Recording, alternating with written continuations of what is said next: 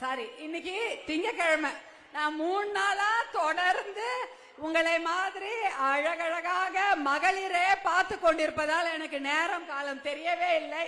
நேற்று பாப்பிரெட்டிப்பட்டி, அதற்கு முன்னால் தர்மபுரி. அதனால் இன்னைக்கு திங்கக்கிழமை அப்படின்றது மறந்து போய் ஞாயிற்றுக்கிழமை என்று சொல்லிவிட்டேன். இருந்தாலும் எல்லா நாளும் மகளிருக்கு வேலை இருக்கதானே செய்கிறது. ஞாயிற்றுக்கிழமை ஆண்களுக்கு தான் ரெஸ்ட், அவர்களுக்கு தான் ஓய்வு. நமக்கு இருக்குதா?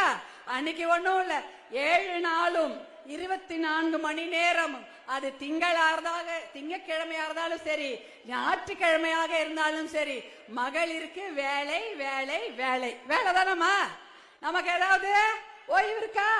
ஞாயிற்றுக்கிழமை நான் படுத்துக் கொள்கிறேன் அப்படின்னு படுத்துக்க முடியுமா? முடியாது. எல்லா நாளுமே நமக்கு வேலை இருக்கும். ஒரே மாதிரி வேலை தான். என்ன, ஞாயிற்றுக்கிழமை இன்னும் நிறையவே வேலை இருக்கும். செய்யாத அத்தனை வேலையும் ஞாயிற்றுக்கிழமை வச்சுதான் செய்வோம். இருக்கிற துணியை துவைக்கிறது எல்லாமே அன்றைக்கு செய்து கொண்டிருப்போம். அதனால் எல்லா நாட்களுமே பெண்களுக்கு வேலைதான். அதனால அது ஞாயிற்றுக்கிழமையா இருந்தாலும் சரி, திங்கக்கிழமையா இருந்தாலும் சரி, மகளிர் நம் எண்ணம் முழுக்க நம் வீடுகள்ல தான் இருக்கும். நம்ம பசங்களுக்கு என்ன செய்யறது? நம்ம வீட்டுல இன்னைக்கு போய் தோசை சுட்டு கொடுக்கணுமா, மாவு ரெடியா இருக்குமா இல்லையா? அந்த எண்ணத்தோட தான் எல்லாரும் வந்திருப்பீங்க. இருந்தாலும் இந்த ஒரு முக்கியமான நிகழ்வு, நம்ம அக்காவை பார்க்கணும். சௌமியா அக்கா வராங்க, அவர்களை பார்க்க வேண்டும், அவங்க என்ன சொல்றாங்க அப்படின்னு கேட்க வேண்டும் என்பதற்காக வந்து இங்க ஆயிரக்கணக்கில் குவிந்திருக்கும் என்னுடைய அன்பு சகோதரிகளை பார்க்கும்போது எனக்கு அவ்வளவு மகிழ்ச்சியாக இருக்கு. நானும் உங்களை பார்க்க தான் வந்தேன். நானும் இந்த மேட்டூர் பகுதிக்கு உங்களை பார்க்க தான் வந்தேன். நான் சின்ன வயசுல இருந்தே மேட்டூருக்கு அடிக்கடி நாங்க வருவோம் தான். மேட்டூருக்கு வரும்பொழுது எல்லாருக்கும் ரொம்ப பிடிக்கும். மேட்டூர்னாலே என்ன நினைவுக்கு வரும்? டேம். எல்லாருக்கும் தெரிஞ்சது மேட்டூர் அணை, தென்னிந்தியாவின் மிகப்பெரிய அணை மேட்டூர் டேம். அது ஞாபகத்துக்கு வரும். நாங்க மேட்டூர் டேம்க்கு வருவோம். அடுத்தது எனக்கு ரொம்ப பிடிச்சது மேச்சேரி பத்ரகாளி அம்மா கோவில். அடிக்கடி நாங்க வந்திருக்கேன். 2014 என்னுடைய கணவர் மருத்துவர் அன்புமணி அவர்கள் அங்க தர்மபுரி மக்களவை தேர்தலில் நின்ற பொழுது அங்க நாங்க சிறப்பு பூஜையெல்லாம் அந்த பகுதியில செய்தேன். அதனால எனக்கு ரொம்ப பிடிக்கும் மேச்சேரி பத்ரகாளி அம்மா அந்த கோவில். அந்த அம்மாவுடைய சக்தியை பத்தி நம்ம சொல்லவே வேணாம், எல்லாருக்கும் நல்லா தெரியும். அதே போல மேட்டூர் டேம் நான் சின்ன வயசுல வரும்போது ரொம்ப பிடிக்கும். ஏன்னா நிறைய தண்ணி, ஏகப்பட்ட தண்ணி இருக்குமா. நீங்க எல்லாமோ பார்த்திருப்பீங்க. மேட்டூர் டேம் பார்க்காதவங்க யாராவது மேட்டூர்ல இருப்பாங்களா? இல்ல. நான் சென்னையில இருந்து வந்த போதே நான் மேட்டூர் டேம்ல வந்து அந்த தண்ணியை பார்ப்பேன். அவ்வளோ தண்ணி ஓடும், ரொம்ப சந்தோஷமா இருக்கும். அப்பெல்லாம் சின்ன வயசு. அப்ப நமக்கு அந்த தண்ணியை பார்த்தா அப்படியே குபு குபுன்னு ஓடுற தண்ணியை பார்த்தா சந்தோஷமா இருக்கும். அந்த பாலத்து மேல நின்னுலாம் அங்க பார்ப்போம். இப்பெல்லாம் செல்ஃபி எல்லாம் இருக்குது, அப்ப அதெல்லாம் கிடையாது. யாராவது ஒருத்தர் கேமரா எடுத்துட்டு வந்தா எடுத்து நம்ம பார்க்கலாம், அவ்வளவுதான். இப்பனா போட்டோலயே அவங்கவுங்க கையிலேயே ஒரு கைபேசி இருக்குது. நீங்க பாலத்து மேல நின்னு அழகா ஒரு செல்ஃபி எல்லாம் எடுப்பீங்க. ஆனா அப்பெல்லாம் கிடையாது. புகைப்படங்கள்லாம் யாராவது எடுத்தாதான் உண்டு. அதை நாங்க பார்த்து ரசிப்போம். ஆனா இன்றைக்கு அதே மேட்டூர் அணையில் ஓடுகின்ற தண்ணீரை பார்த்தால் எனக்கு மனசு வலிக்குது. அப்ப நான் ரசிச்சேன் சின்ன பொண்ணா இருக்கும்பொழுது. ஆனா இன்னைக்கு மனசு வலிக்குது. ஏன்னா இந்த தண்ணி எதுவுமே மேட்டூர் மக்களுக்கு உபயோகப்படல. உண்மைதானே? அந்த தண்ணிய நாம் பார்க்கலாம், ரசிக்கலாம், ஒரு செல்ஃபியோ ஒரு புகைப்படமோ எடுத்துக்கலாம். அந்த தண்ணீரை இந்த மேட்டூர் மக்களால் குடிக்க முடியுமாமா? முடியாது. ஏன்னா அந்த தண்ணி நம்ம வீட்டுக்கு வராது. நம்ம எல்லாம் நினைச்சுப்பாங்க இவ்வளோ பெரிய மேட்டூர் அணை, அதுல லட்சக்கணக்கான டிஎம்சி தண்ணி ஓடுது, அத இந்த மக்கள் நல்லா சாப்பிடுவாங்க, நல்ல குடி தண்ணீர் கிடைக்கும், விவசாயத்துக்கு நல்ல நீர் கிடைக்கும், இங்க வேளாண்மையும் விவசாயமும் பசுமையா இருக்கும் நினைச்சுப்பாங்க. ஆனால் அது உண்மை இல்லை. இந்த தண்ணீரை மேட்டூர் மக்கள் பார்க்கலாமே தவிர அவர்களால் பருகவே முடியாது. அதை அவங்க எடுத்து குடிக்க முடியாது. அப்படியே அந்த தண்ணீர் மொத்தமோ எங்க போகுது? கடலுக்கு தான் போகுது. அவ்வளவு தண்ணி கடலுக்கு போகுது. இப்ப இந்த மேட்டூர்ல இருக்கிற அணையில என்ன விதமான தண்ணி இருக்கு? மழை காலங்களில் வரும் அதிகப்படியான மழை நீர். அதானே, மழை காலத்துல தண்ணி நிறைய வரும். அந்த தண்ணியில எங்க போகும்? அப்படியே நம்ம ஆறு கண்மாய் அது வழியா வரும். அணையில கொஞ்ச நேரம் இருக்கும். அப்புறம் அதுவும் அந்த 11-12 மதகுகளை திறந்து விட்டா அதிகப்படியான நீர் கடலுக்கு போயிடும். அது எங்கேருந்து வருது? காவிரி, குடகு, அங்கேருந்து அந்த தண்ணி வருது. அடுத்ததா மேட்டூருக்கு இன்னொரு தண்ணி வருது, அந்த டேமுக்கு. அது என்ன தண்ணின்னு பாத்தீங்கன்னா, தமிழ்நாட்டிலேயே கிடைக்கக்கூடிய நீர். மழை காலங்களில் மட்டுமல்ல, எல்லா காலங்களிலும் மலைகளில் பெய்யும் தண்ணி. மழை எவ்வளோ மழை இருக்கு, தமிழ்நாடு முழுக்க மழை இருக்கு. மேற்கு தொடர்ச்சி மலைன்னு ஒன்று சொல்லுவாங்க. மேற்கு தொடர்ச்சி மலை என்றால் வெஸ்டர்ன் காட்ஸ், மேற்கு தொடர்ச்சி மலை. அதுல அவ்வளோ தாவரங்கள், அவ்வளோ பறவைகள், பூச்சிகள், மரங்கள், செடி கொடிகள், நிறைய நீர் அந்த நீர் நிலைகள், அதுல நிறைய மீன்கள், தவளைகள் அவ்வளவு இருக்கும் அந்த மேற்கு தொடர்ச்சி மலை. உலகத்திலேயே ரொம்ப ரொம்ப ஹாட்ஸ்பாட்னு சொல்லுவாங்க, பயோடைவர்சிட்டி ஹாட்ஸ்பாட். ஹாட்ஸ்பாட்னா அவ்வளோ நல்ல இயற்கை கலந்த அத்தனையும் அந்த மேற்கு தொடர்ச்சி மலையில இருக்கு.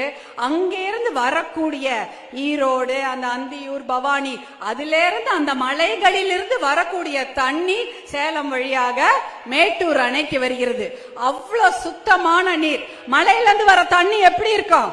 அதுல அழுக்கு இருக்காது, அதுல ரசாயன கழிவு இருக்காது, எந்த குப்பையும் இருக்காது. முழுக்க முழுக்க இறைவனால் கொடுக்கப்பட்ட அருமையான சுத்தமான தண்ணி தான் அந்த மலையிலிருந்து மேட்டூர் அணைக்கு வருது. அந்த தண்ணியை நம்ம குடுக்கறாங்களா? இல்ல. அத என்ன பண்ணணும் தெரியுங்களா? தோணி மடுவு திட்டம். தோணி மடுவு திட்டம்னு ஒரு திட்டம் இருக்கிறது, அது தெரியுமா உங்களுக்கு? தோணி மடுவு திட்டம். அது நான் என்னடா உட்கார வச்சுட்டு என்னமோ தோணி மடுவு, மலையில தண்ணி அப்படின்னு சொல்றேன்னு நினைச்சுக்காதீங்க. மகளிரான நாம தான் அதுல கஷ்டப்படுறோம். தண்ணி இல்லைன்னா யார் கஷ்டப்படுறாங்க? யாரு? மகளிர் தான். வீட்டுல இருக்க தாய்மார்கள் தான். வீட்டுல வெளியில இருக்க ஆம்பளைங்க போயிட்டு வந்து குளிக்கிறதுக்கு தண்ணி நீங்க கஷ்டப்பட்டு புடிச்சு வச்ச தண்ணி எடுத்து அப்படியே அண்டா அண்டாவா குளிச்சுடுவாங்களா இல்லையா?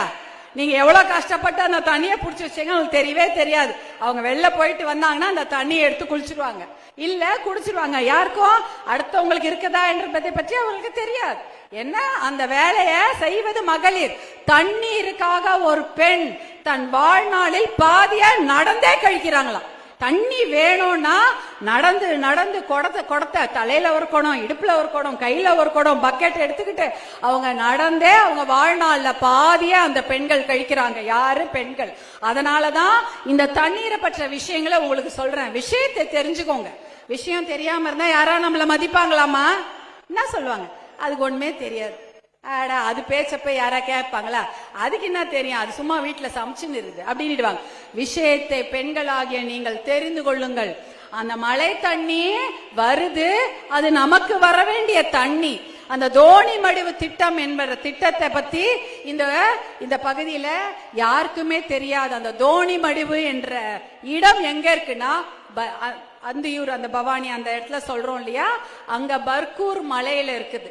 அந்த தோணி மடுவுல அந்த இடம் பாத்தீங்கன்னா நல்ல பெரிய நீர் பிடிப்பு பகுதி. அந்த இடத்துக்கு போயிருக்கிற ஒரே தலைவர் யாரு? அன்புமணி ராமதாஸ். அவர் மட்டும்தான் அந்த தோணி மடுவுன்ற இடத்த போய் ஆய்வு செய்து அந்த இடத்துல தண்ணீரை தேக்கி வைக்க முடியும் அப்படின்னு கண்டுபிடிச்சு சொல்றாங்க. அந்த திட்டமான 1980 இருந்தே அந்த திட்டம் இருக்கு. அது இது வரைக்கும் செயல்படுத்தப்படவே இல்லை. கிட்டத்தட்ட 45 ஆண்டு காலமாக அந்த திட்டம் செயல்பாட்டுக்கு வரவில்லை. அந்த தோணி மடுவு இடத்துல நீரை தேக்கி வைத்து விட்டால் காலத்துக்கும் மேட்டூர்ல கஷ்டமே கிடையாது. குடிக்கிறதுக்கோ இல்ல குளிப்பதற்கோ, ஆடு மாடுகளுக்கு நல்ல தண்ணி, நம்ம குழந்தைங்க குடிக்கிறதுக்கு நல்ல தண்ணி, விவசாயத்துக்கு நல்ல தண்ணி எல்லாமே கிடைக்கும். ஆனா அந்த தோணி மடுவு திட்டத்தை இது வரைக்கும் யாரும் செயல்படுத்தவே இல்லை. இன்னொரு திட்டம் இருக்குது, தர்மபுரின்னு என் வாயிலே வந்துருது, இருந்தாலும் சொல்ற, காவிரி உபரி நீர் திட்டம். அதே போல மேட்டூர் காவிரி கூட்டு குடிநீர் திட்டம். சூப்பர் பேர் இல்ல? காவிரி கூட்டு குடிநீர் திட்டம். அந்த திட்டம் மூலமாக உங்களுக்கு எல்லாம் தினம் தண்ணி வருதா? தண்ணி வருதா? வரலையா? என்னம்மா, உங்களுக்காக தான் அந்த திட்டத்தை கொண்டு வந்தாங்க, காவிரி கூட்டு குடிநீர் திட்டம். அந்த திட்டம் மூலமாக எல்லாருக்கும் தினம் தண்ணி. ஆனா அப்படி நடக்கவில்லை. 10 நாளுக்கு ஒரு வாட்டி தண்ணி, 15 நாள் ஒரு வாட்டிக்கு குழாவை திறந்தா தண்ணி, ஒரு ஊர்ல 2 நாளுக்கு ஒரு வாட்டி தண்ணி கிடைக்குதாம். அதாவது இந்த திட்டத்தை கொண்டு வந்திருக்காங்க. இந்த திட்டத்தை செயல்படுத்தினால் எல்லா வீட்டுக்கும் தண்ணி குழாவை திறந்தா கிடைக்கும்னாங்க. ஆனா இது வரைக்கும் கிடைக்கல. அப்படின்னா இது என்ன திட்டம்? இந்த திட்டத்துக்கு பேர் மட்டும் வச்சுட்டா போதுமா? அந்த திட்டத்தை ஒழுங்காக மக்களுக்கு குடிக்கணும் இல்லையா? நம்ம மக்கள் தண்ணி தானே கேக்குறாங்க. ஆனா இந்த தண்ணி எல்லாம் கொடுக்க மாட்டாங்க, வேற தண்ணி தான் கொடுப்பாங்க. எது தேட்டிக்கு வேண்டாமோ அந்த தண்ணி தான் கொடுக்கறாங்க. நீங்க கேட்டது குடிப்பதற்கு நல்ல தண்ணி. அதே போல இன்னொரு திட்டம், அதாவது மேச்சேரி இந்த பகுதியில இருக்கக்கூடிய ஏரிகளை நிரப்பும் திட்டம். இங்க ஏகப்பட்ட ஏரி இருக்குது. இந்த பகுதியில தண்ணிய ஒரு 100 ஏரி இருக்கு. அந்த 100 ஏரிக்கும் தண்ணீரை நிரப்பும் திட்டம். இதுவும் இந்த மேட்டூர் டேமுக்கு முன்னாடியே பண்ணிட்டா எல்லா ஊர்லயும் தண்ணி கிடைக்கும். ஆனா இல்ல பாதி தான் நிரம்பி இருக்கு, இன்னும் பாதி நிரம்பல. இந்த திட்டத்தை எல்லாம் நிறைவேற்ற காசு பத்தல அப்படின்றாங்க. ஒரு திட்டத்தை நிறைவேற்ற 110 கோடி ரூபாய் இருந்தா போதும். எது நான் சொன்ன 3 திட்டத்துல ஒரு சின்ன திட்டத்தை நிறைவேற்றினா 110 கோடி ரூபாய் இருந்தால் இந்த ஏரிகளை நிரப்பி விடலாமா? காசு இல்லைன்னு சொல்றாங்க. நான் கேக்குறேன், சேலம் மேட்டூர் இந்த மாவட்டம் இருக்கு இல்லையா, இங்க ஒரு நாளைக்கு டாஸ்மாக் வருமானம் எவ்வளவு தெரியுமா? 4 லட்சம் ரூபாய். 4 லட்சம் யார் காசு? யார் காசு? உங்க காசு, நம்ம காசு தான். அங்க 4 லட்சம் ரூபாய் டாஸ்மாக் போகுது. எல்லாரும் நியூ இயர்னா என்ன? புது வருடம் ஜனவரி 1, 2026 எல்லாரும் நல்லா கொண்டாடினீங்களா? லீவ் விட்டாங்களா பசங்க எல்லாம்? நடுராத்திரி 12 மணிக்கு கேக் எல்லாம் வெட்டினாங்களா? பட்டாசு வெடிச்சாங்களா? ஆனா அன்னைக்கு டாஸ்மாக் சேல்ஸ் எவ்வளவு தெரியுமா? டாஸ்மாக் கடையில மட்டும் 10 கோடி ரூபாய், 10-11 கோடி ரூபாய் ஒரு நாளைக்கு. பொங்கல் வந்தது, பொங்கல்ல எல்லாம் கொண்டாடினீங்களா? பொங்கல் வச்சீங்களா? மாட்டு பொங்கல், காணும் பொங்கல், டிவில எல்லாம் புது சினிமா எல்லாம் பாத்தீங்களாமா? எல்லாம் நடந்தது. அன்று 3 நாள் 4 நாள் லீவ் விட்டாங்க. என்னது? பெரும்பொங்கல், காணும் பொங்கல், மாட்டு பொங்கல், அப்புறம் ஞாயிற்றுக்கிழமை எல்லாத்துக்கும் லீவு. அந்த 4 நாள் சேலம் மாவட்டத்தில் டாஸ்மாக் வருவாய் 39 கோடி ரூபாய். ஒரு நாளைக்கு 10 கோடி 11 கோடி குடிச்சிருக்காங்க. 4 நாளைக்கு 39 கோடி ரூபாய் டாஸ்மாக் வருமானம் சேலம் மாவட்டம் மட்டும். அப்புறம் என்ன, வருஷத்துக்கு எவ்வளவு தெரியுமா சேலம் மாவட்டத்துல? ஒரு நாளுக்கு 10, 4 நாளைக்கு 40 கோடி. ஒரு வருஷத்துக்கு சேலம் மாவட்டத்தில் டாஸ்மாக் வருமானம் மட்டும் 2700 கோடி ரூபாய். 2700 கோடி. அப்ப 2700 கோடியே நீங்க எல்லாம் கொண்டு போய் டாஸ்மாக்ல நம் குடும்ப ஆண்கள் கொடுத்துட்டு வராங்க. அதுல ஒரு 110 கோடி எடுத்து இதை செலவு பண்ணிருந்தா இந்த ஏரி குளம் நிறைஞ்சிருக்கும், நம்ம வீட்டு கிணறு நிறைஞ்சிருக்கும், விவசாயம் செழிச்சிருக்கும், நல்ல தண்ணி கிடைச்சிருக்கும். 2700 கோடி அந்த மக்கள் தான் கொடுக்கறாங்கல்ல, அந்த காசை என்ன பண்றீங்க? மக்களுக்கு செலவு செய்யாம அந்த காசு எங்க தான் போகுது? இது டாஸ்மாக் வருமானம் மட்டும்தான். நான் சொல்ற சந்து கடை வருமானம், சந்து கடை எவ்வளவு இருக்கிறது தெரியுமா சேலம் மாவட்டத்துல? 700. சந்துக்கு சந்து கஷ்டமே படக்கூடாது. போய் அப்படி நின்னவனே சந்துல ஒரு கடை இருக்கிறது. அந்த வருமானம் இதை விட அதிகமா. அப்படி இருக்கும் பொழுது இந்த மாவட்டத்திற்கு கொஞ்சமா செலவு பண்ணியிருந்தா, ஒரு 6 மாசம் டாஸ்மாக் வருமானத்தை செலவு செய்திருந்தால் தண்ணி பிரச்சனையே இருக்காது. நான் நினைச்சுக்குவேன், என்னடா இது காசு இல்ல காசு இல்லன்னு சொல்றாங்க, இவ்வளவு வருமானம் வருவது, அதை இந்த மக்களுக்கு செலவு செய்தால் தான் என்ன? இத செலவு செய்து அவங்களோட கஷ்டத்தை, ஆண்களுக்கு மதுவை கொடுத்து ஏமாற்றுகிறார்கள் இந்த ஆட்சியாளர்கள். என்ன கொடுக்கறாங்க? ஒயின் ஷாப்பை திறந்து அவங்கள போதையிலே வச்சிருக்காங்க. பெண்களுக்கு அவர்கள் செய்யும், ஆட்சியாளர்கள் செய்யும் எந்த தவறுமே உங்களுக்கு தெரியக்கூடாது, நீங்க அவங்கள மன்னிச்சு விட்டுறணும்ன்றதுக்காக மாதம் மாதம் உங்களுக்கு தரப்படுவதுதான் 1000 ரூபாய். அது மகளிர் உரிமை தொகை அப்படின்னு பேர் வேற அழகா வச்சு உங்களுக்கு மாசம் 1000 ரூபாய் கொடுத்தா அவர்கள் செய்கிற அத்தனை தவறையும் நீங்கள் மன்னித்து விடுவீர்கள் என்று மனப்பால் குடிச்சுட்டு இருக்காங்க. அது இந்த எலெக்ஷன்ல நடக்காது தானே? நல்லா கரெக்டா ஞாபகம் வச்சுக்கீங்க. ஆமா, அப்படிதான் இருக்கணும். தைரியமா சொல்லுங்க. நடக்காது. 3000 ரூபாயும் 1000 ரூபாயும் கொடுத்து ஏன் ஏமாத்துறாங்க? ஏன்னா எந்த கேள்வியும் ஆம்பளைங்க கேட்க போறது இல்ல. மகளிரும் நீங்களும் பயந்து போய் எல்லாருமே வெள்ளந்தியான மக்கள், உழைக்கும் மக்கள், ரொம்ப அப்பாவி, ஐயோ பாவம் அப்படின்னு நினைச்சு நீங்க மனசிறங்கி இந்த தவறானவர்களுக்கு ஓட்டு போட்டு நீங்க மீண்டும் ஜெயிக்க வச்சீங்கன்னா மறுபடி இன்னும் அதிகமான ஒயின் ஷாப்புகளை திறந்து நம் மக்களை குடிகாரர்களாக்கி நம் பெண்களுக்கு நல்ல வாழ்க்கையே இல்லாமல் செஞ்சிருவாங்க.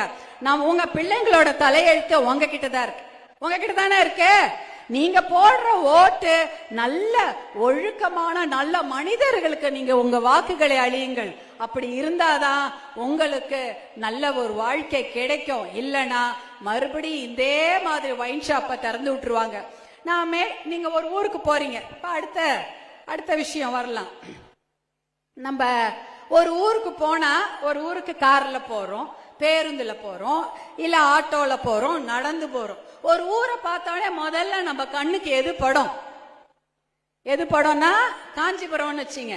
எல்லாரும் காஞ்சிபுரம் நிறைய பேர் போயிருப்பீங்கல்ல. பட்டு புடவை எடுக்க போயிருப்போம், இல்லைன்னா சாமி கும்பிட போயிருப்போம், இல்ல ஏதாவது கல்யாணத்துக்கு போயிருப்போம். காஞ்சிபுரத்துல நீங்க நுழையும் போது என்ன முதல்ல தெரியும்? வண்டியில போகும்போது அந்த மரங்களுக்கு நடுவில் கோவில் கோபுரங்கள் தெரியுமா தெரியாதா? எந்த ஊருக்கு போனாலும் முதல்ல நம்ம கண்ணுக்கு படுறது உயரமாக இருக்கக்கூடிய கோவில் கோபுரங்கள். அதே போல காஞ்சிபுரமா இருக்கட்டும், திருவண்ணாமலைக்கு போனா அந்த திருவண்ணாமலை சிவன் கோவிலுடைய கோபுரம், அங்கே அழகா அருணாச்சலேஸ்வரர் மலை வடிவத்திலேயே இருப்பார், அவரையும் பாப்பீங்க. ஆனா மேட்டூருக்கு வந்தா என்ன தெரிகிறது? நான் மேட்டூருக்கு உள்ள நீங்க எப்ப நுழைஞ்சாலும் என்ன தெரியுது? பெரிய பெரிய அனல் மின் கோபுரங்கள். கோவில் கோபுரம் எல்லாம் தெரியல. கோவில் கோபுரத்தெல்லாம் மறைக்க கூடிய அளவுக்கு பெரிய பெரிய வெள்ளையா அப்படியே ராட்சச மாதிரி வெள்ளையா கோபுரம் தெரியுது. அப்புறம் தெர்மல் ஸ்டீல் பிளான்ட் கோபுரம் தெரியும், JSW கோபுரம் தெரியும், கெம்பிளாஸ்ட் கோபுரம் தெரியும். இதான் தெரியும். அதுல இருந்து என்ன வருது? நச்சு புகை. அப்படியே வெள்ளையா புகை போயிட்டே இருக்கு. அது பார்க்கறதுக்கு வெள்ளையாதான் இருக்கு அந்த புகை. ஆனா அதில் என்ன கலந்திருக்கிறது என்று யாருக்காவது தெரியுமா? இப்ப நீங்க வீட்டுக்கு போறீங்க, சாமி ரூம்ல போய் ஒரு விளக்கு ஏத்துறோம், ஒரு ஊதுவத்தி ஏத்தனா கூட அந்த புகை வந்தா என்ன ஆகுது? கொஞ்சோண்டு இரும்புவோம் இல்லையா? ஏதாவது ஒரு சமையல் செய்யறீங்க, கடாயில ஏதாவது ஒண்ணு போடுறோம், அது போட்ட உடனே அப்படியே வெடிக்கும். வெடிச்ச உடனே புகை வரும். அதை சுவாசிச்ச உடனே என்ன ஆகும்? ஒரு முறை இருமிப்போமா? ஒரு சின்ன புகை, சாமி இரும்புல இருந்தாலும் சரி, ஒரு ஊதுவத்தி புகையா இருந்தாலும் சரி, சமையல் அறையில நாம் சமைக்கும் பொழுது ஏற்படும் புகையா இருந்தாலும் சரி, ஒரு முறை இரும்பிக்குவோம். ஆனா இந்த ஊர் முழுக்க இந்த பெரிய பெரிய கோபுரங்கள் இருந்து அவ்வளவு புகை வருது. அப்ப அதுல என்ன கலந்திருக்கும்? எவ்வளோ நோய் வரும்? ஏகப்பட்ட பேர், 1000 கணக்கில் புற்றுநோய் வருவதாக இன்னைக்கு சொல்றாங்க. இதெல்லாம் நிரூபிக்கப்பட்ட தகவல்கள். அப்ப இங்க நீங்க மேட்டூர் மக்கள் சுவாசிப்பது என்ன காற்று? நச்சு காற்று, விஷ காற்று. அது மட்டும் இல்லாம இந்த மேட்டூர் அணை தண்ணி தான் எல்லாருக்கும் வழியில போகுது. அந்த மேட்டூர் அணையில அந்த தண்ணி பச்சை கலரா இருக்கு. நான் கூட நீ வெள்ளை கலர்ல பார்த்திருப்போம், பளிங்கு மாதிரி தண்ணின்லாம் சொல்லுவாங்க. ஆனா பச்சை கலரா ரசாயனம் கலந்த தண்ணீரை போன வாரம் கூட நம்ம பாக்குறோம். ஏன்னா அவ்வளவும் ரசாயன கழிவுகள் அண்டை மாநிலத்திலிருந்து அந்த மேட்டூர் அணையில கலந்து விடுறாங்க. அந்த தண்ணி தான் நம்மளுடைய நிலத்தை மாசுபடுத்துது. இப்போ இந்த தண்ணி தான் குடிச்சாகணும். இந்த ரசாயன கழிவு, விஷ தண்ணி, விஷ காற்று, நிலத்தடி நீரும் விஷமாயிடுச்சு. ஏன்னா யோசிச்சு பாருங்க, வருட கணக்காக இந்த ரசாயனம் எல்லாம் எங்க போகும்?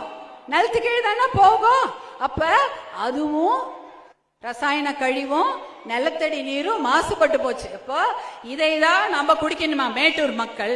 ஏன் நமக்கு நல்ல தண்ணி குடிக்கிறதுக்கு உரிமை இல்லையா? நம்ம குழந்தைங்களுக்கு யாராவது தப்பான ஒரு கெட்ட விஷயம் கொடுத்தாலே நம்ம ஒத்துக்க மாட்டோம். விஷத்தை கொடுத்தா ஒத்துப்போமா? கொடுங்க, நான் சொல்றேன். இப்போ விஷத்தை கொடுத்தா நம்ம ஏற்றுக்கொள்ள முடியுமா? ஐயோ, ஆனால் இங்கு தினம் தினம் அந்த விஷ காற்றும் விஷ தண்ணியும் தான் இங்க மக்களுக்கு பரிசாக அளிக்கப்படுகிறது. நம்ம காலையில எழுந்தோடனே என்ன பண்ணுவோம்?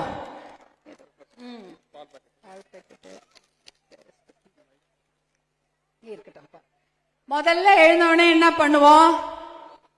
ஃபர்ஸ்ட் பல்லெல்லாம் தேய்ச்சிட்டு பால் அடுப்புல போடுவோமா? எதுக்கு? காஃபி டீ குடிப்போம், குழந்தைங்களுக்கு பால். ஆனா இந்த பால் பாக்கெட்ல ஒரு இடத்துல FSSAI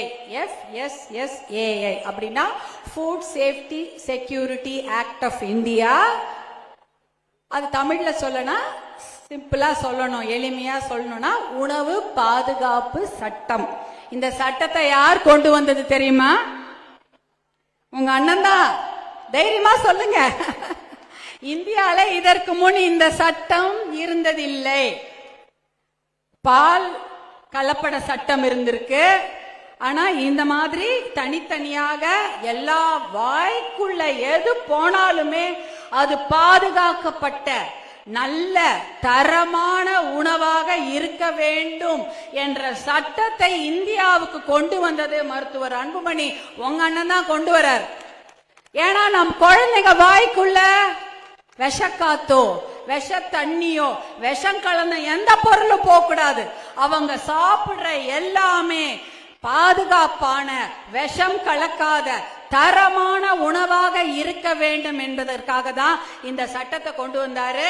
அதன் மூலம் நீங்க வாங்கி சாப்பிடுற பால், வாய்க்குள்ள போற அரிசி, பருப்பு, சர்க்கரை, பிஸ்கெட், அப்புறம் எதுவாக இருந்தாலும் சரி, இந்த பாக்கெட்ல அந்த சட்டத்து மூலம் அனுமதி பெற்றால்தான் அதை கடையிலே விற்க முடியும்.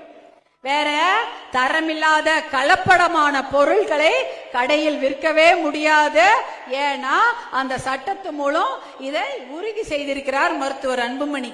இப்படிதாங்க திட்டம் கொண்டு வரணும். மக்களுக்காக, நம்ம குழந்தைங்களுக்காக, அவங்க வாய்க்குள்ள என்ன போகுது அப்படின்றதை உறுதி செய்வதற்காக நிறைய விஷயங்களை அவர் எப்ப செஞ்சார்? இதெல்லாம் அவருக்கு செய்யும் பொழுது வயது 35 வயது. 35 வயதில் ஒரு இளம் அமைச்சர் 2009 இந்த சட்டத்தை கொண்டு வருகிறார். எதற்காக? நம் பிள்ளைகள் நல்லா இருக்கணும், நம்ம குழந்தைங்க எதை சாப்பிட்டாலும் அது விஷமாக இருக்கக்கூடாது, அது நல்ல தரமான உணவாக இருக்கணும் என்று சட்டத்தை கொண்டு வர்றார். அதே போலதான் போலியோ ஒழிப்பு. போலியோ ஒழிக்க முன்னாடிலாம் போலியோ எவ்வளவு இருக்கும் தெரியுமா? எல்லா ஊர்லயுமே குழந்தைங்க யாராவது அதுல பாதிக்கப்பட்டிருப்பாங்க. ஆனா அவர் அமைச்சராக, அன்புமணி அவர்கள் அமைச்சரான அடுத்த அந்த வருஷத்திலேயே அந்த போலியோவை இந்தியா விட்டே நிரந்தரமாக ஒழிச்சாரு. அதற்காக தான் அவருக்கு பரிசும் கொடுத்தாங்க. உலக நாடுகள் அவருக்கு அதுக்கு பரிசு கொடுத்தார்கள். ஏன்னா போலியோ அதை ஒழித்தார். அதே போல கிராமத்துல என்னுடைய சகோதரிகள் இருக்கிறீங்க, என்னுடைய சகோதரிகள்லாம் கிராமத்துல இருக்காங்க. அவங்க அவசரத்துக்கு ஏதாவது உதவி தேவைப்பட்டால் யாரை தொடர்பு கொள்ளுவார்கள்? யாருக்குமா போன் பண்ணுவீங்க? ஃபர்ஸ்ட் 108 அவங்களுக்கு தானே முதல்ல பண்ணுவீங்க. உங்களுக்கு உடம்பு சரியில்லை, பிரசவ வலி, வீட்டுல யாருக்கா அடிபட்டுச்சு, பாம்பு கடிச்சிருச்சு, நாய் கடிச்சிருச்சு, இல்ல வெளியில போகும்போது பம்பு செட்ல கீழே விழுந்துட்டாங்க, தெருவுல போகும்போது விபத்து நடந்துருச்சு, யாருக்கு போன் பண்ணுவீங்க முதல்ல? 108. முன்னாடிலாம் அதுக்கு வழியே கிடையாது. என்ன பண்ணுவாங்க? 108 எல்லாம் கிடையாது. அப்ப அண்ணாக்கு போன் பண்ணணும், அப்பாக்கு பண்ணணும், இல்ல கணவருக்கு பண்ணணும். அவங்க எல்லாம் வேலையில இருப்பாங்களா இல்லையா? நீங்க கூப்பிட்டோடனே வந்துட முடியுமா? ஏதோ பக்கத்து ஊர்ல வேலைக்கு போயிருப்பாங்க. அப்படி இருக்கும் பொழுது யாருக்கு நீங்கள் தொலைபேசி அழைப்பு முதல்ல கொடுப்பீங்க? அப்பெல்லாம் நம்ம குடும்பத்தில் இருக்கக்கூடிய நாம யார நம்புறோமோ, நம்ம குடும்பத்துல கூட பிறந்தவங்களுக்கு தான் நம்ம போன் பண்ணுவோம், இல்ல நம்முடைய வீட்டுல இருக்கக்கூடிய பெரியவங்களுக்கு போன் பண்ணுவோம். ஆனா இப்ப 108 என்ற எண்ணுக்கு நீங்கள் தொடர்பு கொண்டா உடனே உங்க வீட்டு வாசலுக்கு வருதா ஆம்புலன்ஸ்? வந்தவுடனே எங்க கூட்டிட்டு போகுது? மருத்துவமனைக்கு தான் முதல்ல போகுது. தமிழ்நாட்டுல மட்டும் ஆம்புலன்ஸ்ல எத்தனை பேர் பிறந்திருக்காங்க தெரியுமா? 65,000 பேர். 65,000 சிறு குழந்தைகள், பிறந்த குழந்தைகள் ஆம்புலன்ஸ்ல பிறக்குது. 108 ஆம்புலன்ஸ். அதே போல இந்தியா முழுக்க 7.5 லட்சம் குழந்தைகள் ஆம்புலன்ஸ்ல பிறந்திருக்காங்க. இதுதான் உண்மை. இப்படிதான் ஒரு திட்டம் கொண்டு வரணும். இந்த திட்டம் எதற்காக கொண்டு வரப்பட்டது? தனியாக வீட்டுல இருக்கக்கூடிய சின்ன பெண்ணுங்க இல்ல வயசானவங்களுக்கு எல்லாம் உதவி செய்ய வேண்டும் என்று கொண்டு வரப்பட்ட திட்டம் தான் 108 ஆம்புலன்ஸ். இப்படிப்பட்ட நல்ல திட்டங்களை கொண்டு வரணும். உபரி நீர் திட்டம், அப்புறம் கூட்டு குடிநீர் திட்டம், காவிரி, மேட்டூர், தர்மபுரியின் பேரை வச்சா போராது. அந்த திட்டங்களை அமுல்படுத்த வேண்டும். அவர் அமைச்சராகி 2009 வந்துட்டார். இன்றைக்கும் அவர் கொண்டு வந்த டெல்லியிலிருந்து தமிழ்நாட்டுக்கு கொண்டு வந்த 1300 ஆம்புலன்ஸ் இன்றைக்கும் ஓடிக்கொண்டிருக்கிறது. எப்பயுமே பாத்தீங்கன்னா ஒரு திட்டத்தை ஒரு அமைச்சர்கள் கொண்டு வருவாங்க. அப்புறம் அந்த அமைச்சர்கள் அந்த அமைச்சரா இல்லாம ஆட்சி மாற்றம் ஏற்பட்ட உடனே அந்த திட்டத்துக்கு மூடு விழா பண்ணிடுவாங்க. ஆனா மருத்துவர் அன்புமணி அவர்கள் கொண்டு வந்த ஒரு திட்டத்தையும் யாராலுமே மூட முடியவில்லை. ஏனென்றால் அவ்வளவு நல்ல திட்டங்கள். அதனால அத்தனையோ லட்சம் கோடிக்கணக்கான இந்தியர்கள் பயன்பெற்றிருக்கிறார்கள். அதே போல இன்னொரு திட்டம், புகையிலை ஒழிப்பு சட்டம். நான் இப்ப சொன்னேன்ல, நம்ம சாப்பிட்ற சாப்பாடு விஷம் இல்லாம நல்லா இருக்கணும். அதே போல இன்னொன்னு விஷயம், இது உங்களுக்கு தெரியும். நீங்க எல்லாம் பேருந்து பயணம் எல்லாம் பண்ணிருப்பீங்களா? பஸ்ல எத்தனை பேர் பஸ்ல போயிருக்கீங்க? ஏமா நீங்க 2 பேர் தானா? யாருமே போனது இல்லையா பஸ்ல? தூக்குங்க நல்லா கை. எல்லாரும் பஸ் பயணம். ட்ரெயின்ல போயிருப்பீங்களா? ட்ரெயின் போலையா? நிறைய பேர் போயிருப்பீங்க, கொஞ்சம் பேர் போயிருக்க மாட்டீங்க.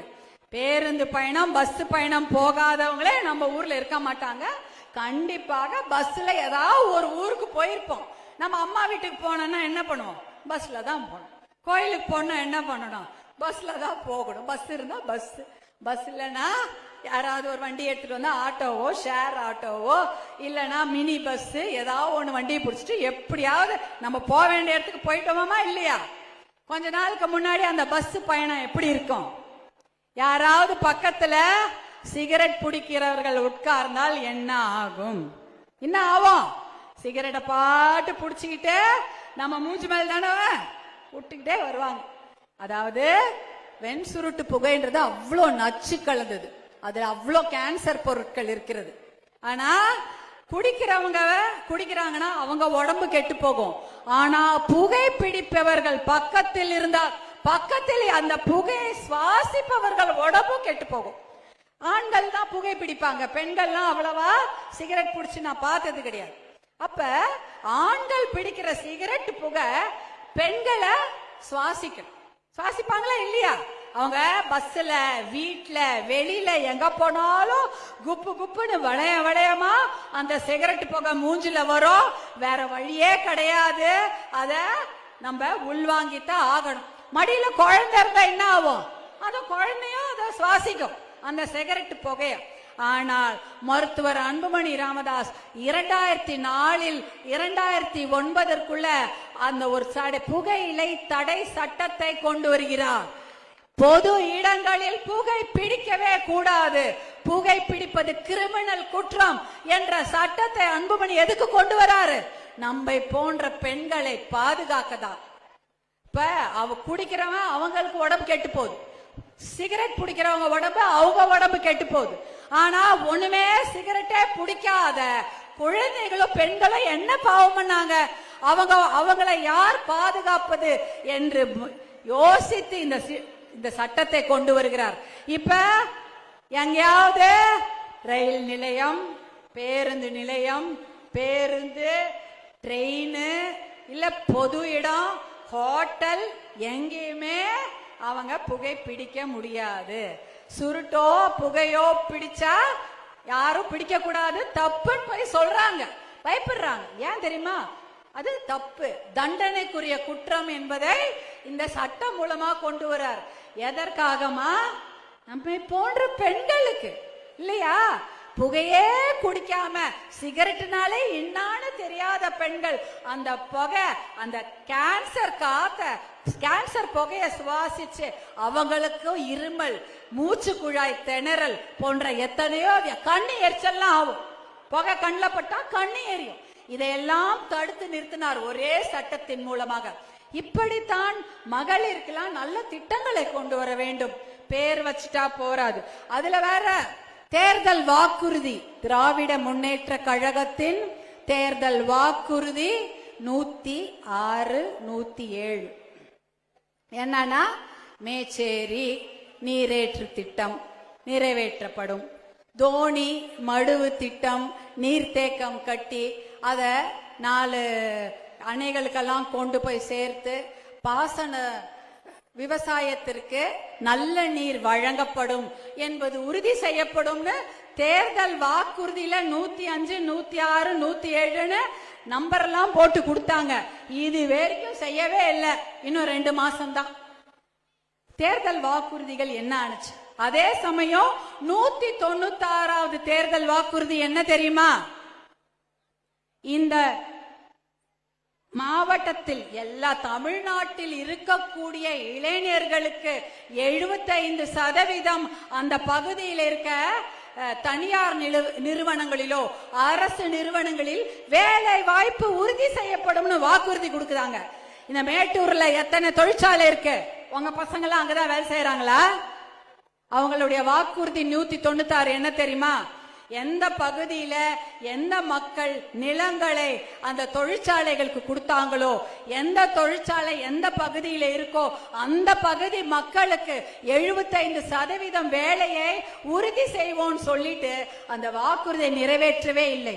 நாம என்ன கேட்கிறோம் அவங்க கிட்ட? பசங்களுக்கு வேலை கொடுன்னு தானே கேட்கிறோம். இந்த இடத்துல தானே இருக்கு. அந்த தொழிற்சாலையால அவஸ்தப்படுறது யாரு? நம்ம குடும்பங்கள் தான். அந்த தொழிற்சாலை புகையை சுவாசிப்பது யார்? மேட்டூர் மக்கள். அந்த தொழிற்சாலை விடக்கூடிய ரசாயன கழிவு கலந்த நீரை குடிப்பது யார்? மேட்டூர் மக்கள். அப்ப அந்த மக்களுக்கு வேலையாவது கொடுங்கன்னா அதுவும் கொடுக்கறது இல்ல. நீங்கள் கேட்பது என்ன? மேச்சேரிய தாலுகாக்குங்க அப்படின்னு சொல்றீங்க. அதை தருவதற்கு பதில் என்ன பண்ணிட்டாங்க? கஞ்சாவெல்லாம் உள்ள விட்டாங்க. பள்ளிக்கூட பசங்களுக்கும் கஞ்சா பழக்கம், அபின் பழக்கம், இதான் நடந்தது. நீங்கள் கேட்பது என்ன? ஒரு கலைக்கல்லூரி, அரசு கலைக்கல்லூரி, டிப்ளமா காலேஜ் பசங்க படிக்கிறதுக்கு கேக்குறீங்க. ஆனா அதை கொடுக்கறதுக்கு பதில் 196 டாஸ்மாக் கடை திறந்து விட்டாங்க. நீங்க கேட்டது காலேஜ், பசங்க படிக்கிறதுக்கு காலேஜ். ஆனா அதை திறக்கல. 196 டாஸ்மாக் கடைய மாவட்டம் முழுக்க திறந்து வச்சிருக்கிறாங்க. அதே சமயம் நீங்க கேட்டது நல்ல வேலை, அதையும் கொடுக்கல. இதுதான் அவர்கள் செய்யக்கூடிய ஒரே திட்டம். இது நச்சு புகை, விஷப்புகை, ரசாயனம் கலந்த தண்ணி, இதெல்லாம் கொடுத்துட்டு மக்களுக்கு நல்லது எதுவுமே செய்யல. அதனாலதான் உங்களுக்கு நீங்க இனிமேல் தேர்ந்தெடுக்கக்கூடிய தலைவர்கள்லாம் நல்ல தலைவர்களை தேர்ந்தெடுங்கள், நல்ல மனிதர்களை கண்டுபிடிங்கள்னு சொல்றோம். உங்களுடைய சட்டமன்ற உறுப்பினர்லாம் இருக்கிறாங்க. உங்களுக்காக சட்டமன்றத்துல எத்தனையோ முறை இந்த விஷயத்தை எல்லாம் பேசிட்டாங்க. சதாசிவம் அண்ணெல்லாம் பேசி பேசி ஏதாவது முடிஞ்சதை செய்யணும்னு நினைக்கிறாங்க. இருந்தாலும் நிறைய விஷயங்களை இந்த அரசாங்கம் செய்ய மறுக்கிறது. ஏன்னா அவங்க நினைக்கிறது என்ன? எலெக்ஷன் கிட்ட வரும்போ பணத்தை கொடுத்து ஏதாவது சரி பண்ணிடலாம், அப்படிதானே நினைக்கிறாங்க. பணத்தை கொடுத்து அந்த சமயம் உங்க வாயை அடைச்சிடலாம். எல்லா தப்பையும் செய்வாங்களாம். குழந்தைங்களை எல்லாம் குடிகாரர்களாக்கிடுவாங்க, பேர பசங்களை எல்லாம் கஞ்சா அபினுக்கு அடிமையாக்கிடுவாங்க. ஆனா அந்த தப்பெல்லாம் மறைக்கிறதுக்கு எலெக்ஷன் போது காசு கொடுத்து ஓட்டு வாங்கிடலாம் என்று அவர்கள் நினைத்து கொண்டிருக்கிறார்கள். அந்த கனவை நீங்கள் கனவாகவே ஆக்கிவிட வேண்டும். ஏன்னா நல்ல கூட்டணி அமைந்திருக்கிறது, நல்ல ஆட்சியை நம்மால் கொடுக்க முடியும். அடுத்த சட்டமன்ற தேர்தலில் நீங்கள்லாம் ஒற்றுமையாக உங்கள் அண்ணன் அன்புமணியுடன் இருக்க வேண்டும். இருக்கீங்களா? ஏன்னா இந்த விஷயத்த நீங்க ஊர்ல போய் சொல்லணும். ஊர்ல போய் சொல்லுங்க. ஊர்ல நீங்க போய் சொன்னாதான் விஷயம் தெரியும். நான் என்ன சொன்னேன், விஷயம் தெரியலனா நம்மள யாரா மதிப்பாங்களா? ஒண்ணுமே தெரியாதுன்னு கேவலமா பேசுவாங்களா? மாட்டாங்களா? மட்டமா நம்மள நினைப்பாங்க. அதனால நீங்கள் இந்த விஷயத்தை ஊர்ல கொண்டு போய் சொல்லுங்க. இந்த சட்டமன்ற தேர்தலில் உங்கள் அண்ணன் அன்புமணியுடன் தங்கைகளாக நீங்கள், சகோதரிகளாக நீங்கள் அனைவரும் ஒன்றாக இருக்க வேண்டும். அப்படி நீங்க இருந்தாதான் நம்மளால் ஆட்சி மாற்றத்தை கொண்டு வர முடியும். அப்பதான் இந்த சாராய கடையெல்லாம் மூட முடியும். இந்த கஞ்சா அபின் போன்றவற்றை தமிழ்நாட்டை விட்டே ஒழிக்க முடியும். அதையெல்லாம் ஒழிச்சாதான் நம்ம மக்கள், நம்ம பசங்க வாழ்க்கை நல்லா இருக்கும். அவங்களுக்கு நல்ல படிப்பு கொடுக்கணும், அவங்களுக்கு நல்ல வேலை வேணும், நாம குடிப்பதற்கு நல்ல தண்ணி, அது ஒரு அடிப்படை உரிமை. அதை கூட கொடுக்க மறுக்கின்ற இந்த அரசாங்கம் இனிமேல் அவங்க தொடர்ந்து இருக்கவே கூடாது. இதையெல்லாம் நீங்க ஞாபகம் வச்சுக்கீங்க. மருத்துவர் அன்புமணி அண்ணன் பின்னால் நீங்கள் அனைவரும், மகளிர் அனைவரும் ஒற்றுமையாக இருங்க. உங்களோட நானும் இருக்கேன், நானும் உங்களோட தான் இருப்பேன் என்று கூறிக்கொண்டு இந்த விஷயத்தை ஞாபகம் வச்சுங்க. இந்த சட்டமன்ற தேர்தல் மட்டுமில்ல, உள்ளாட்சி தேர்தல் வருதா இல்லையா? உள்ளாட்சி தேர்தல்னா என்ன? யார் வார்டு மெம்பர்? நான் இன்னைக்கு நிறைய வார்டு மெம்பர், கவுன்சிலர் நிறைய பேரை பார்த்தேன். எனக்கு அவ்வளோ பெருமையாக இருந்தது. அவ்வளவு மகளிர், பெண்கள். தமிழ்நாட்டில் 50% பெண்கள் வார்டு மெம்பர் ஆகலாம், கவுன்சிலர் ஆகலாம், மாவட்ட கவுன்சிலர், ஒன்றிய சேர்மன், எது வேணாலும் நீங்க ஆகலாம். அவ்வளவும் வாய்ப்பு இருக்கிறது.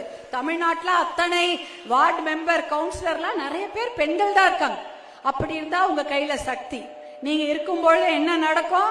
உங்களுடைய தெருவுக்கு என்ன வேணுமோ, உங்களுடைய பகுதிக்கு என்ன நல்லதோ அதை நீங்களே செஞ்சுக்கலாம். அந்த அந்த என்ன சொல்றது, அந்த அந்த திறமையை நீங்க வளர்த்து கொள்ளுங்கள். வார்டு மெம்பர்னா என்னமா, ஒரு 500 ஓட்டு இல்ல ஒரு 200 ஓட்டு, ஒரு 1000 ஓட்டு, 5000 ஓட்டு, 50000 ஓட்டு என்று எத்தனையோ அந்த லெவல்ஸ், அத்தனை நிறைய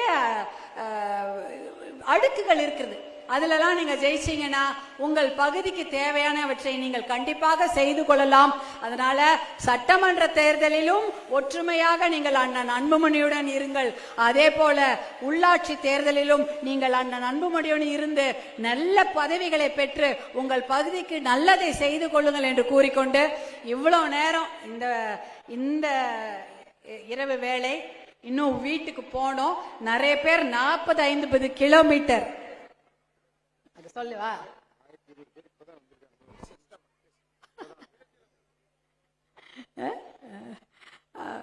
அதாவது இந்த சட்டமன்ற தேர்தல் மட்டுமல்ல, உள்ளாட்சி தேர்தலிலும் உங்களுக்கு நல்ல நல்ல நிகழ்வுகள் காத்திருக்கிறது.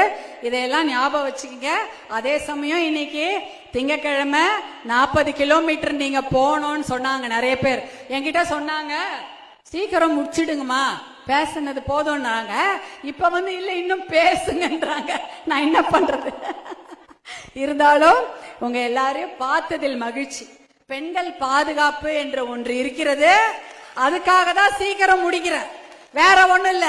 நீங்க பஸ்ல ஏறி ஒரு 10 சந்து கடை, ஒரு 4 டாஸ்மாக் கடை, இதையெல்லாம் தாண்டி தான் உங்க ஊருக்கு போனோம் இல்லையா?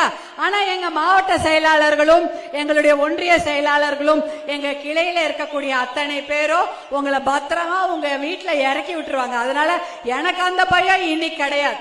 பெண்கள் பாதுகாப்புக்கான பயம் பாட்டாளி மக்கள் கட்சி கூட்டத்தில் என்னைக்குமே கிடையாது. ஏனென்றால் பத்திரமாக உங்களை வீட்டில் கொண்டு போய் சேர்ப்பதுதான் எங்களுடைய முதல் கடமை. பெண்கள் பாதுகாப்பு என்பதுதான் எங்களுடைய முதல் கடமை, தலையாய கடமை. அதனால்தான் உடல் நல பாதுகாப்புக்கு முதல் முக்கியத்துவம். அவர் சுகாதாரத்துறை அமைச்சராக இருக்கும்போது பெண்கள் உடல் நலத்தை பாதுகாக்க வேண்டும், குழந்தைகள் உடல் நலத்தை பாதுகாக்க வேண்டும் என்றால் இத்தனை சட்டங்கள் 108 ஆம்புலன்ஸ் எல்லாம் கொண்டு வந்தாங்க. அதே போல பெண்கள் பாதுகாப்புக்கு முன்னுரிமை கொடுக்கும் கட்சி தான் பாட்டாளி மக்கள் கட்சி. உங்க அண்ணா அன்புமணி அதற்காக தான் எவ்வளவு பாடுபட்டு கொண்டிருக்கிறார். இந்த மது பழக்கம், இந்த போதை பழக்கம், இந்த கஞ்சா பழக்கம், இந்த குடி பழக்கத்தை ஒழிச்சிட்டாலே பெண்கள் பாதுகாப்பு உறுதி செய்யப்பட்டுருமா? அதானே? இல்லனா காலேஜுக்கு போக முடியாது, வேலைக்கு போக முடியாது. வேலைக்கு போனா என்ன சொல்லிடுவாங்க? ஐயோ 4 டாஸ்மாக் கடையை தாண்டி நீ வேலைக்கு போய் தான் ஆகணுமா? ஒன்னும் போ தேவையில்ல, வீட்டிலே இருந்துடுவாங்க. படிப்பை பாதியில நிறுத்திடுவாங்களா? ஏன்னா பஸ்ல இருந்து இறங்கி தனியா ஊருக்கு போனோம்னா என்ன சொல்லுவாங்க? ஐயோ போதும் போதும் படிச்சது. அந்த வழியா வரும்போது ஒரே குடிச்சிட்டு அங்க அப்படியே பிறன்னு கிடப்பாங்க. அப்பனா அது வழியா நீ வேணும் வர தேவையில்லை, வீட்டிலே இரு அப்படின்னுடுவாங்க. பெண்கள் படிப்பு, பெண்களுடைய வேலை எல்லாத்துக்கும் வேட்டு வைக்கிறது இந்த ஒயின் ஷாப்பும் இந்த கஞ்சா அபின்னு இந்த மது பழக்கம், போதை பழக்கம் தான். அந்த பழக்கத்தை தமிழ்நாட்டிலே இருந்து அதை ஒழித்து கட்டுவேன் என்று கூறக்கூடிய தலைவர் மருத்துவர் அன்புமணி அவர்கள் தான். அவர்கள் உங்களோட தான் இருக்காங்க, நானும் உங்களோட தான் இருக்கேன், நீங்களும் அவரோட தான் இருப்பீர்கள் என்ற நம்பிக்கையோட உங்களுடைய பாசமான புன்னகை, உங்களுடைய சந்தோஷமான சிரிப்பு இதையெல்லாம் பார்க்கும் பொழுது எனக்கு அந்த உறுதிதான் ஏற்படுது. Thank you thank you. நீங்க எல்லாம் நன்றி நன்றி கைய காமிக்கிறீங்க. இதுக்காக தான் நானும் எதிர்பார்த்துட்டு இருக்கேன். எவ்வளவு சந்தோஷமா சிரிச்ச முகத்தோட இன்னைக்கு இல்ல என்னைக்கும் இருக்கணும் நம்ம, இல்லையா? அந்த உரிமை நமக்கு இருக்குது. என்றைக்குமே சிரித்து கொண்டு, கவலை இல்லாமல், கடன் இல்லாமல், பயம் இல்லாமல், பாதுகாப்புக்கு அச்சுறுத்தல் இல்லாமல், போதை இல்லாமல், புகை இல்ல கஞ்சா அபின் பழக்கம் இல்லாமல், குடிப்பழக்கம் இல்லாமல், ஒழுக்கமான ஆண் மக்களோடு, நல்ல சந்தோஷமான குழந்தைகளோடு நாமும் வாழ நமக்கும் உரிமை இருக்கிறது பெண்களுக்கு. அந்த உரிமையை மீட்டெடுக்க தான் இந்த பெண்கள் பாதுகாப்பு, இந்த உரிமை மீட்பு பயணம். அதன் மூலமாக உங்களை சந்தித்ததில் எனக்கு மிகுந்த மகிழ்ச்சி. இவ்வளவு நேரம் பொறுமையாக நீங்கள் இதையெல்லாம் கேட்ட அனைத்து சகோதரிகளுக்கும், மேட்டூர் பகுதியில் இருக்கக்கூடிய அனைத்து சகோதரிகளுக்கும், என்னுடைய அன்பு சகோதரர்களுக்கும் என்னுடைய மனமார்ந்த நன்றியை தெரிவித்துக் கொள்கின்றேன். நன்றி, வணக்கம்.